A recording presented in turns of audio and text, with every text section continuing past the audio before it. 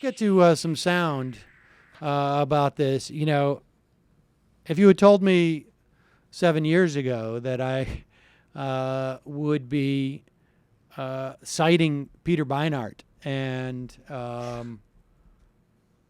appreciative of his voice on the scene, I would be somewhat surprised.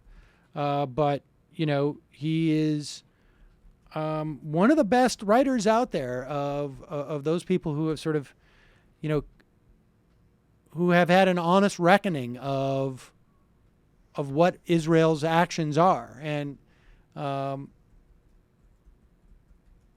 you know, he was on with the odious Ben Shapiro on CNN. Watch out, Sam. You don't want to get anti-Semitic here. Yeah, I don't want to get charged with anti-Semitism, although Peter Beinart, I believe, is also Jewish. So I don't know how this falls. And I think fake Jew. Oh, okay, I see. And but Ben Shapiro, who what was that comment about Ben Shapiro? That they want to be the charismatic, intelligent voices of the new, intelligent faces of the conservative movement. The only thing holding them back, their voices and their faces. Yes, there you go. So here is Peter. This is an extended clip, but this is pretty important, I think, to hear. Peter Beinart and Ben Shapiro on CNN with Jake Tapper. And Beinart makes a very good point. Look, this is what I've been saying. It's sort of the extremists always are in a symbiotic relationship where they need each other to exist. Here it is. Beinart and Shapiro on CNN.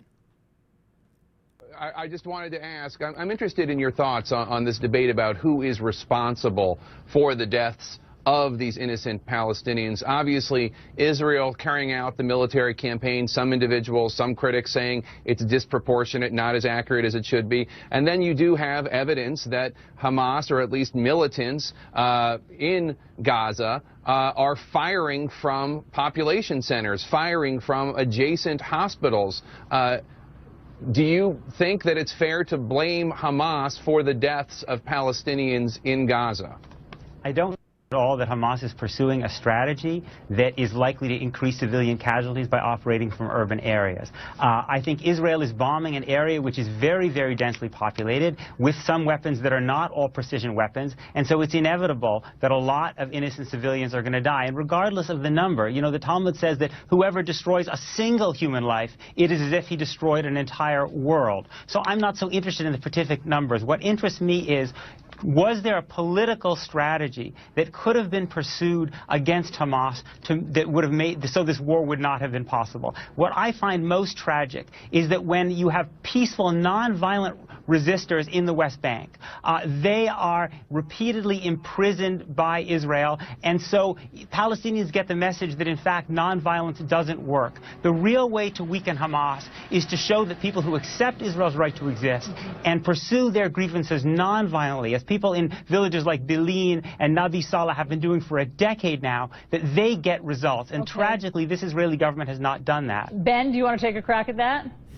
Sure. I mean, the nonsensical idea that Hamas is firing rockets because somehow they're mad about imprisonments in the West Bank, or that they would stop firing rockets if Israel were to release the prisoners that it holds, is nonsensical and idiotic. In fact, Israel has just done multiple prisoner releases with regard to terrorists vis-a-vis Israeli soldiers, and that has not seemed to quell anything with regard to Hamas. When Israel pulled out of the Gaza Strip in 2005, that launched the election of Hamas and then further violence. The idea that if Israel makes more and more concessions, that will somehow not embolden Hamas as opposed to creating a movement against Hamas, that has not been proved by history in any way, shape, or form. Peter always finds a way to ensure that Israeli policy is somehow responsible for rockets falling on Israeli cities when it's really Hamas doing the firing. I'm actually talking about Palestinians who protest nonviolently in conjunction with Israelis. I mean, the irony to me is that actually Ben and Hamas have an enormous amount common. Hamas doesn't believe that Jews should be allowed to live in the state of Israel. Ben has said that Palestinians don't have the right to live in Israel, West Bank, or Gaza because he's called for physically expelling all of them. So in fact, the true moral and ideological partners, Ben, are you and Hamas. Ben, go ahead. That is absolute nonsense, Peter. You didn't write My that column position in on Israel was made 2013. clear in the Hold on, 2013 Peter. column, Let and to Ben call me answer. equivalent with people who are murdering Jews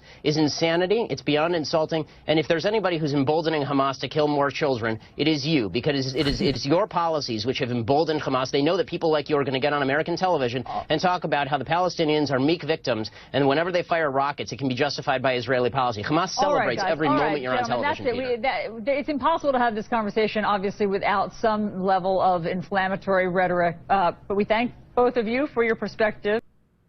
Yes, some inflammatory rhetoric. Peter Beinart, responsible for Hamas. There you go. Self-hater. Yes, indeed.